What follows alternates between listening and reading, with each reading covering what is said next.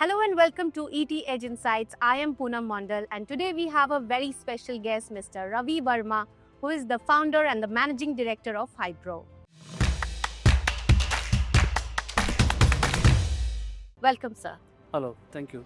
Okay, starting off, if you could share about the CO₂, how it is reused and how it increases the efficiency in the industries. CO2 is released, it's a carbon, it's a source of comes from carbon. So whenever we burn anything, oil, fuel, diesel, gas, anything, it releases carbon, and that's how CO2 gets into the atmosphere.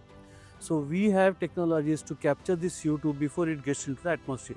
Right. Now CO2 is generated into industries from heating source, from burning source, from generation of electricity, or in fermentation industry or chemical industries. So from any industry, if there's a CO2 emission happening, we could get it down. We can capture it.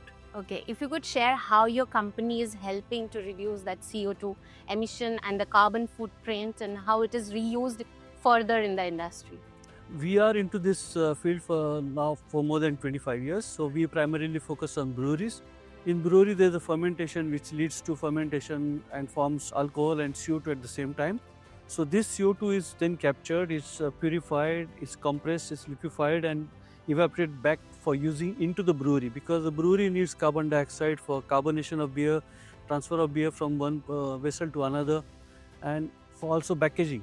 So CO2 is a very important parameter for a brewery to process the beer, a good beer. So we are helping all the breweries to recover the CO2 and be self-sufficient, so they don't have to ever buy CO2 from outside. There are other industries who are also in need of CO2. Yes. Use. All carbonated beverages like Okay. Pepsi, Coca-Cola, water, soda, everything needs carbon dioxide. They have no means of generating the CO2 by Right. themselves.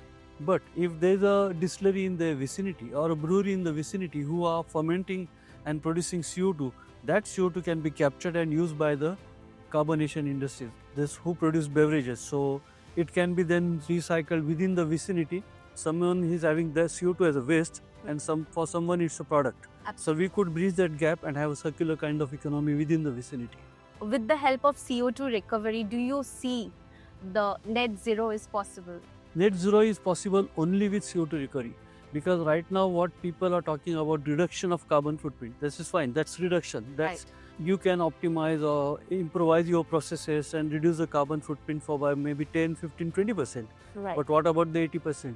Right. So if you really want to decarbonate, CO2 capture and recovery is the only way to do it. There's no other way to do it. Okay. As a turnkey service provider, how you maintain that competitive edge in the market? Our focus has always been energy efficiency, carbon capture, reduction of water, and less generation of wastewater and treatment of wastewater. Because any industry, a process industry needs power, they need water, and if you reduce the power consumption and reduce the water consumption, you are helping them to be self-sufficient and to be sustainable. So these are our focus areas, and that's how we are pitching our products on turnkey basis to reduce their power and water consumptions. So cryogenic storage is Yes. in the market, it's pretty much in the trend. Yes, very important. Yes. If we could share about how industries are leveraging that. That's right. Yeah. Now CO2 is actually not a cryogenic, but we are recommending cryogenic storage tanks for CO2 because they are vacuum insulated and the heat gain into a cryogenic tank is very, very minimal. So you are indirectly contributing to reducing the electrical energy. Furthermore, these cryogenic tanks can be used for liquefied natural gas, they can use for oxygen, they are used for nitrogen. So all these gaseous transports are having a temperature of minus 180, minus 190 degrees can be stored into cryogenic vessels, which we have now a technology to make cryogenic vessels. So that's also indirectly contributing to lower heat gain and hence decarbonization. So where do you see this market heading in next 5 years? I think there are a lot of tanks today which are not vacuum insulated. The efficiency of insulation has gone down a lot. So there's a huge replacement requirement of such tanks. They are either stationary or mobile tankers as well, Right. where we could remove and replace those tanks with cryogenic tanks, and that will help down to conserve the energy. Okay. Thank you for your insights. Thank It was wonderful talking to you. Thank you.